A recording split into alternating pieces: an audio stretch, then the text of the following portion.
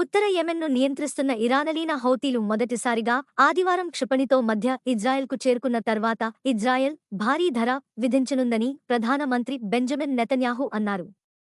కేవలం 11:02 నిమిషాల్లోనే 2040 కిలోమీటర్లు ప్రయాణించిన కొత్త హైపర్సోనిక్ బాలిస్టిక్ క్షిపణితో ఈ బృందం దాడి చేసిందని హౌతీ సైనిక ప్రతినిధి యాహ్యా సరియా తెలిపారు.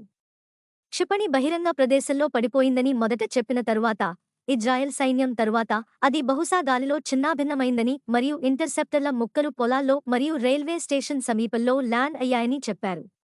ఎవరూ గాయపడినట్లు నివేదించబడలేదు. స్థానిక కాలమానం ప్రకారం ఉదయం 6:35 గంటలకు టెల్ అవీవ్ మరియు సెంట్రల్ ఇజ్రాయెల్ అంతటా వైమానిక దాడి సైరన్లు వినిపించాయి. నివాసితులు ఆశ్రయం కోసం పరుగులు తీశారు. పెద్ద పెద్ద శబ్దాలు వినిపించాయి.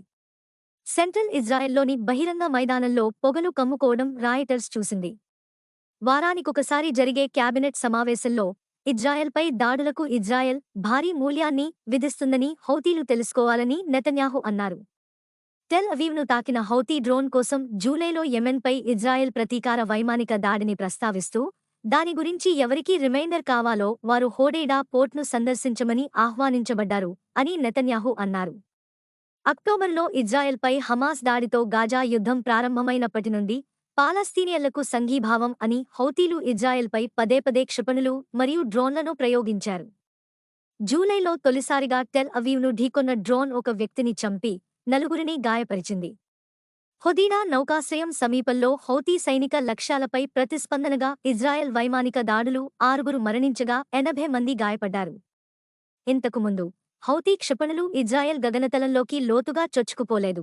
మార్చిలో ఎర్ర సముద్రం ఓడరేవు సమీపంలోని బహిరంగ ప్రదేశంలో ఇజ్రాయెల్ భూభాగాన్ని తాకినట్లు మాత్రమే నివేదించబడింది. ఇజ్రాయెల్ భవిష్యత్తులో మరిన్ని దాడులను ఆశించాలి.